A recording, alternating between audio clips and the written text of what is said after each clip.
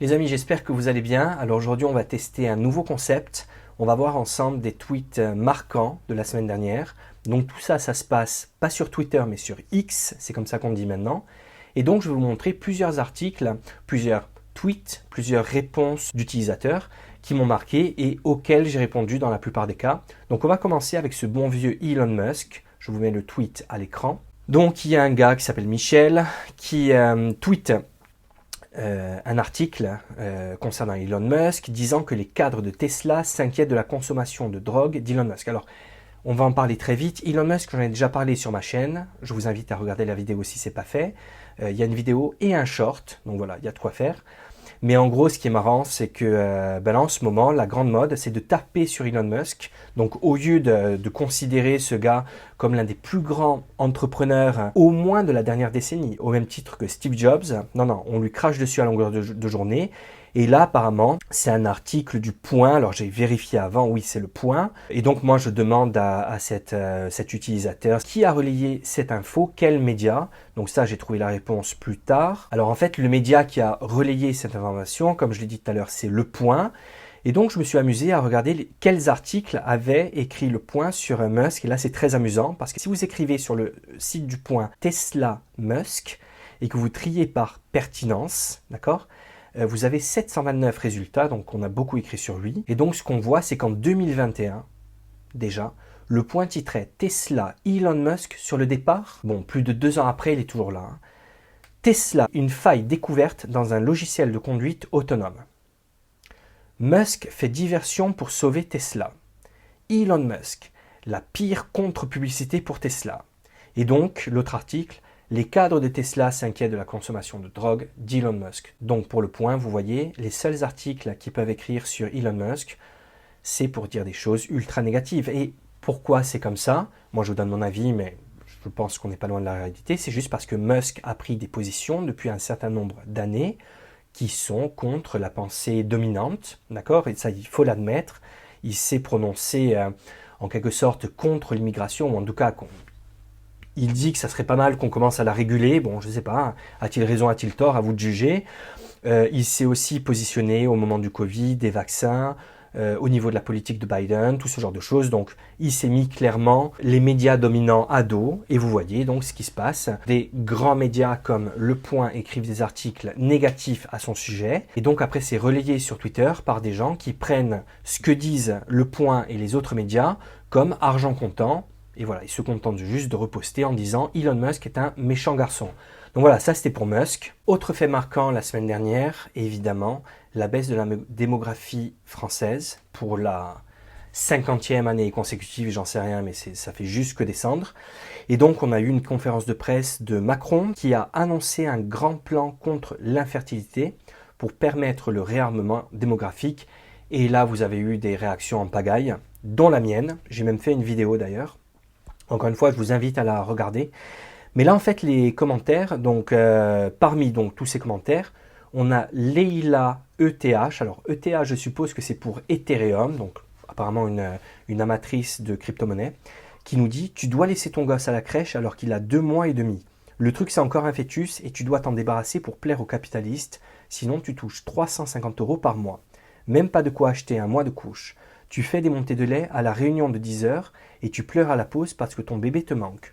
Tu m'étonnes que les femmes ne veulent plus de gosses, vous ne respectez pas les mamans, vous les torturez. » Donc là, on a une réponse pas mal de Léo Dacrypto, c'est pas celui que vous pensez, c'est l'autre. Pour faire plaisir aux capitalistes, qu'est-ce qu'ils viennent faire là-dedans? Existe-t-il en ce monde une activité aussi typiquement capitaliste que le trading de crypto? Et ne me sort pas le couplet sur les cypherpunk et Satoshi. Tout ça est terminé depuis longtemps. Et donc elle répond, faut être débile pour penser que la décentralisation est capitaliste. D'accord, ouais. Ils résument à leur manière. Hein. Donc comme vous voyez, Twitter, enfin X, c'est toujours dans la mesure, hein, les gens sont toujours corrects entre eux. Ça aussi c'est incroyable, cette manière de se parler. Est-ce que ces gens se parleraient de la même manière dans la vraie vie? J'en suis pas sûr. Et moi donc j'ai répondu à cette dame, si on parle seulement d'un point de vue argent, alors qui va payer votre retraite? Non, parce que moi je veux bien, vous voulez pas d'enfant. Mais puisque l'on parle des coûts d'avoir un enfant, n'oubliez pas de parler des coûts de ne pas en avoir. comprenez bien qu'il faudra que quelqu'un paie votre retraite. Et si on continue comme ça, si on ne fait plus d'enfants, alors il faudra accepter de travailler jusqu'à la fin de sa vie. Il faut savoir ce que l'on veut. Voilà, c'était ma réponse. Et je ne sais pas si elle m'a répondu. Non, elle ne m'a pas répondu. Bon, enfin, en tout cas, peu importe. Voilà, donc ce sujet qui a beaucoup fait parler. Et si vous voulez avoir mon avis, je vous l'ai dit, il y a une vidéo que j'ai faite sur la chaîne, qui n'est pas très longue d'ailleurs, qui fait 3-4 minutes, où j'explique en fait exactement ce que je pense du problème de natalité en France. Alors ensuite, on a eu un nouveau tweet de Philippot, qui parle donc de l'augmentation de l'électricité à venir, et qui dit « Quelle honte !» À l'instant, Bruno Le Maire vient d'annoncer une énième énorme hausse de l'électricité le 1er février en France, plus 9,8%.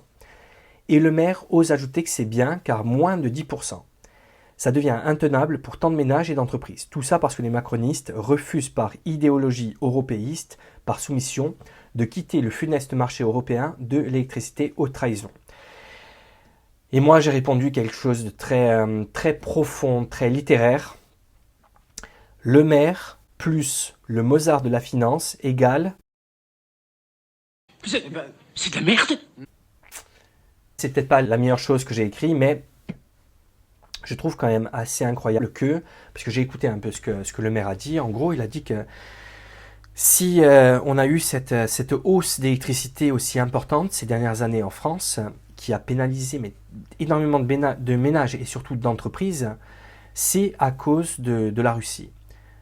Moi, je suis désolé, non, c'est pas à cause de la Russie, parce qu'on aurait pu faire, à mon avis, les choses différemment. On n'aurait pas pu éviter la guerre, ça non, mais on aurait pu penser, avant de dire qu'on coupe tous les liens avec la Russie, on aurait peut-être pu penser à faire les choses différemment. Parce que ce qu'on a fait, ça a servi strictement à rien. L'économie russe se porte très bien.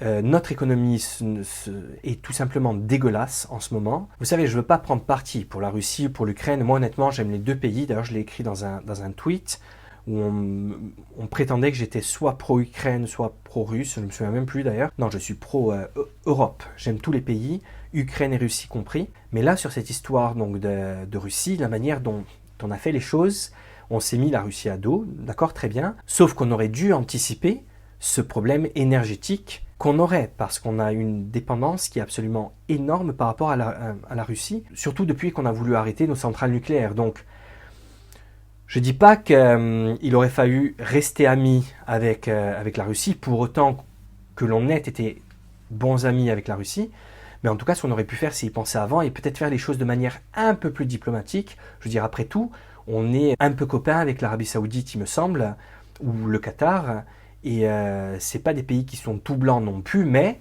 on fait la part des choses et on continue à faire des deals, à faire du business avec eux, tout en dénonçant ce qu'ils font. Donc évidemment, c'est une corde très fine sur laquelle on marche, mais ça s'appelle la diplomatie, d'accord?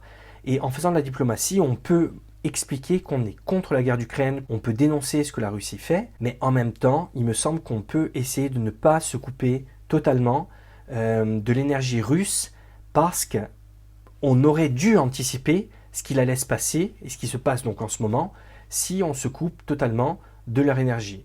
C'est-à-dire le chaos de la majorité des entreprises en France. Donc dire que c'est la faute de la Russie, non. Ces choses-là doivent être anticipées. Même à l'époque où les choses se passaient bien avec la Russie, on doit anticiper tous les scénarios possibles.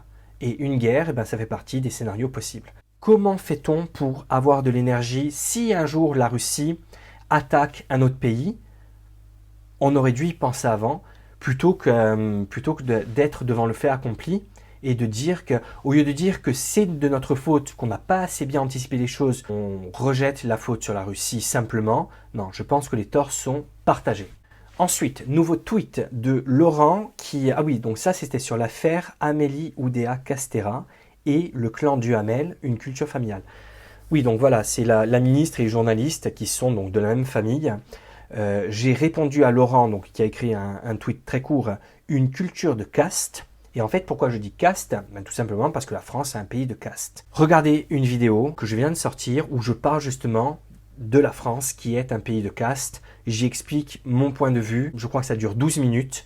Regardez et vous saurez exactement ce que je pense sur ce sujet. Et ensuite, dernier tweet de la semaine qui est de Draw My Economy, qui dit « La seule bonne nouvelle », donc il réagit par rapport aux 2 tentatives de homejacking. En fait, il y a eu une tentative de homejacking et il y en a eu une qui a fonctionné malheureusement.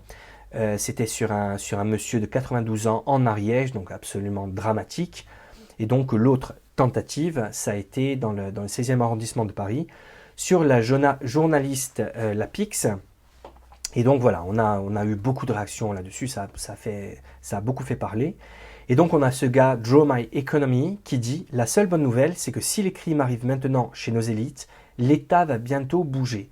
Tant que ça reste chez les gueux, on s'en fout, mais si ça se rapproche des beaux quartiers, c'est différent. » Et donc là, ce que j'ai fait carrément, c'est que j'ai enregistré une courte vidéo que je vous passe de suite après donc cette série de tweets. Donc merci beaucoup d'avoir regardé cette courte vidéo. J'espère que ça a été intéressant. Donc voilà, c'est un nouveau concept que je vais essayer de mettre en place, d'accord ? Voilà, chaque semaine, de regarder avec vous en fait ce qui a été marquant au niveau actualité. Et donc, ça sera une compilation de tweets, de posts sur X que j'ai sélectionnés. Et voilà, et on en parlera ensemble. Si vous avez des commentaires par rapport à ce que j'ai dit, n'hésitez pas à écrire en fait sous cette chaîne, enfin sous la vidéo donc, que vous voyez en ce moment. Je vous embrasse. On finit par la vidéo donc, sur les homejacking qui sont passés à 24 heures d'intervalle en France. En plus, ça s'est passé dans des endroits totalement différents, enfin bref. Et à bientôt. On va devoir passer 2 faits divers qui se sont passés en France dans les dernières 24 heures. Je ne sais pas si on peut appeler ça faits divers, on va dire que c'est plutôt des péripéties de la vie en France en 2024, malheureusement. Et en fait, c'est 2 homejacking qui ont lieu dans des endroits complètement différents. Un dans la campagne, en plein milieu de la campagne, vraiment dans un village, et l'autre en plein centre de Paris. Et en fait, j'ai une question pour vous, c'est où c'est qu'on peut vivre en sécurité en France? C'est une question que je me pose sincèrement. Parce que je ne sais pas vous, mais moi je ne sais pas, je ne pourrais pas vous dire aujourd'hui un endroit en France où on peut vivre en étant sûr que notre sécurité n'est pas en danger. Donc voilà, si vous pouvez répondre à cette question pour moi, ce serait bien. Donc du coup, je pensais regarder un peu ce qui s'est passé sur des sites d'actualité ou sur Twitter. On peut aller sur X donc et voir un peu ce qui s'est passé pour essayer d'y comprendre un peu plus, parce que moi je n'y comprends strictement rien. Du coup, j'aimerais qu'on lise quelques articles et quelques réactions sur X. J'ai besoin aussi de lire un peu parce que j'ai juste vu en fait l'actualité passer, j'ai juste vu en fait ce qui s'est passé là dans les dernières heures, mais j'aimerais en savoir plus, donc du coup je peux le faire avec vous. C'est juste incroyable. Donc je viens d'écrire homejacking. Donc voilà, ça c'est le premier. Ariège, un homme de 92 ans décède après un homejacking. Il y a tellement de mots qui vont pas ensemble dans ce titre. Ariège, donc comme j'ai dit, c'est l'Ariège.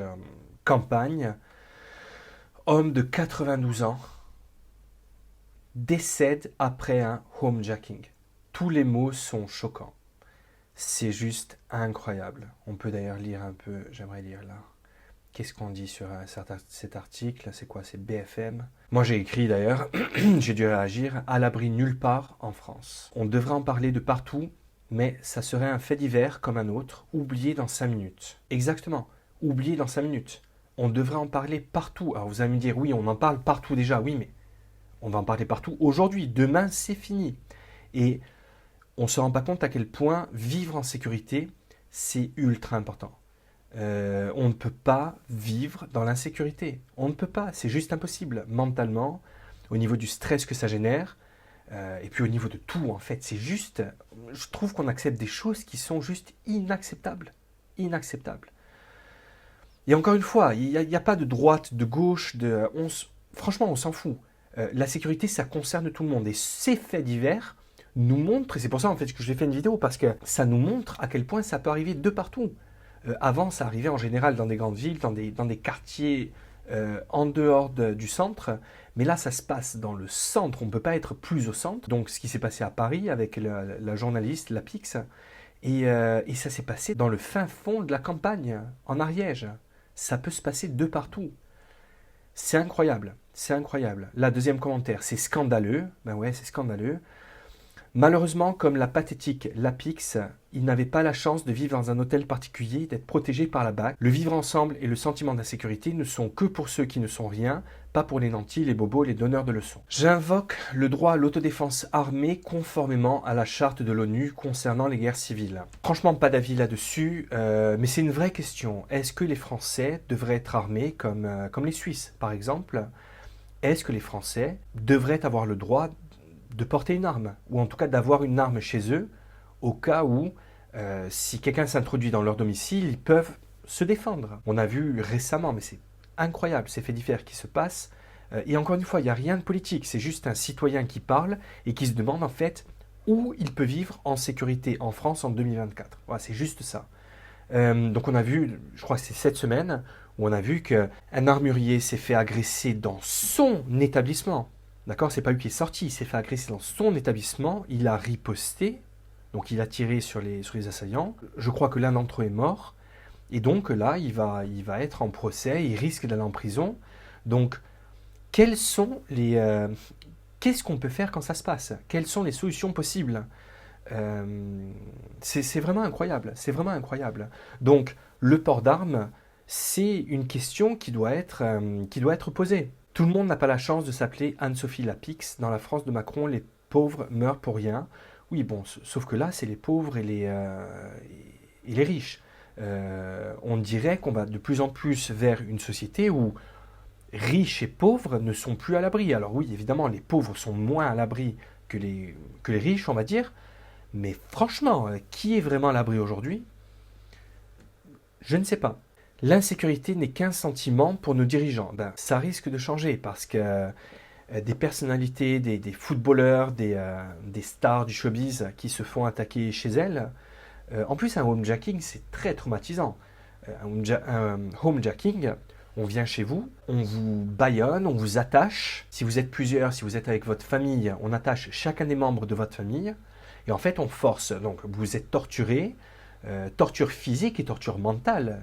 Je veux dire, imaginez les séquelles mentales, les séquelles psychologiques que vous avez après un homejacking. Quelqu'un qui s'introduit chez vous, qui vous bâillonne, qui vous ligote, qui en fait de même avec votre femme, vos enfants, et qui veut savoir où sont les objets de valeur, je suppose. Mais c'est juste incroyable que ça existe. C'est juste incroyable.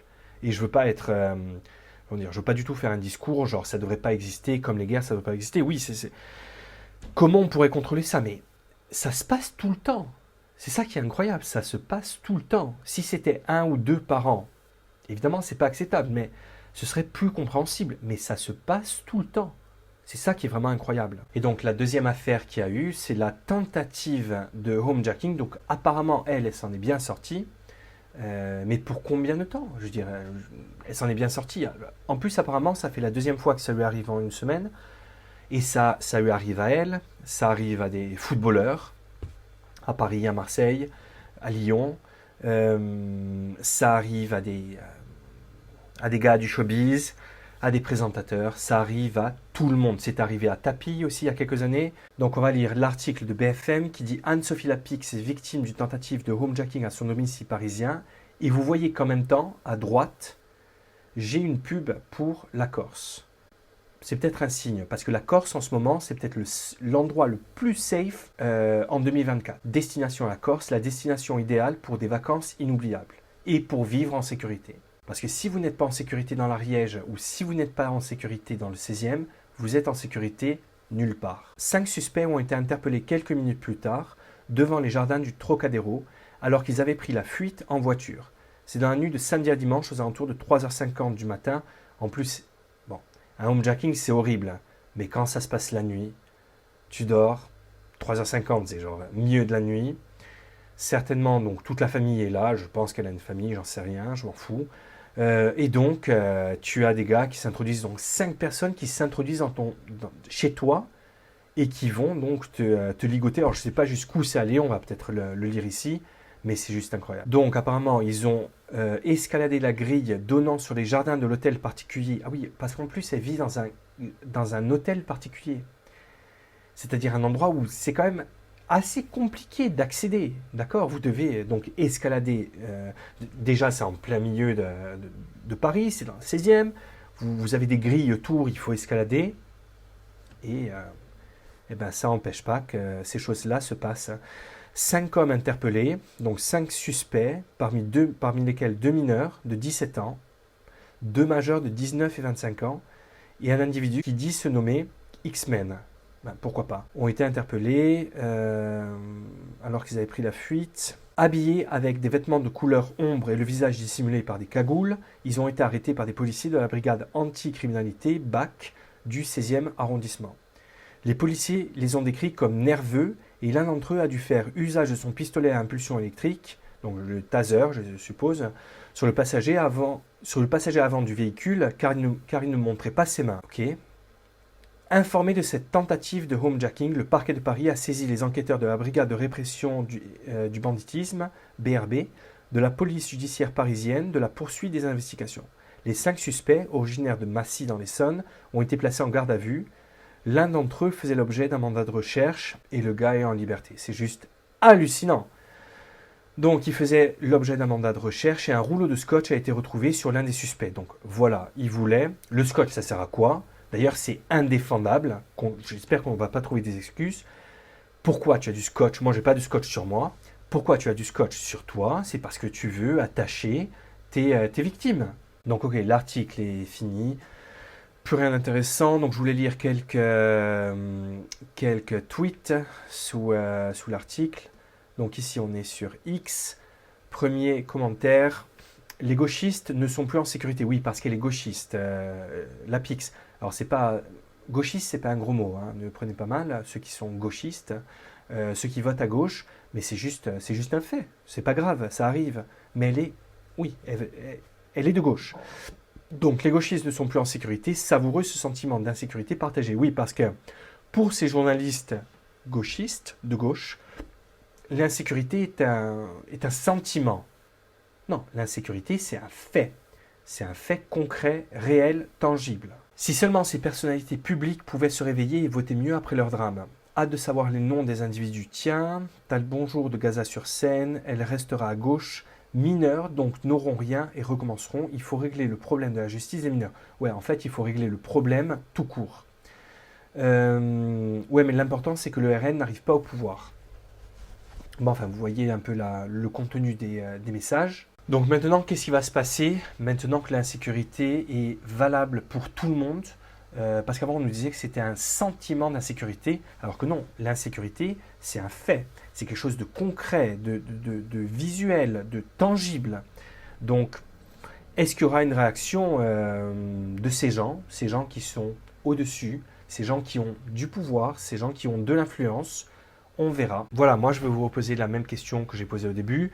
Où peut-on vivre en sécurité en France en 2024 ? Je suis très sérieux, je n'ai pas la réponse et je veux savoir. Je veux savoir s'il reste des endroits où on peut vivre en sécurité. Je pense que non. Si vous avez donc la réponse à ma question, répondez-moi, je suis vraiment très curieux.